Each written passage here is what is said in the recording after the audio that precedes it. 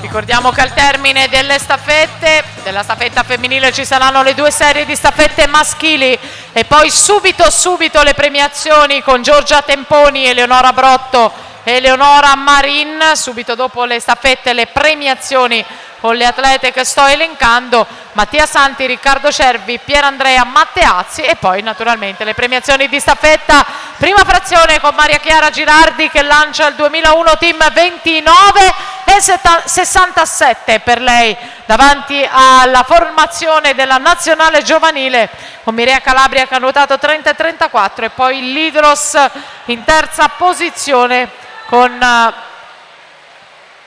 Ilaria De Negri nella frazione a dorso. Intanto attenzione al Team Italia che schiera la Spadazzi in quarta corsia, la campionessa italiana giovanile. Italia che va al comando con il cambio, passa alla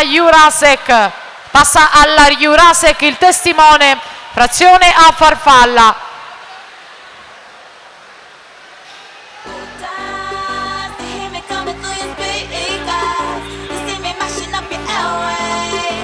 Il primato della manifestazione 1,58 e 0,5 per quanto riguarda la staffetta mista donne, 1,30 e 0,6 il passaggio quando entra in vasca Federica Sarti Cipriani. Team Italia decisamente davanti, Team Italia in caccia del nuovo record del meeting che già appartiene a una precedenza nazionale giovanile. Federica Sarti Cipriani, campionessa italiana giovanile dei 50 stile, 50 farfalla, 50 dorso, al touch, Italia alla vittoria, 1,56 e 38 in frantumi, il primato del meeting.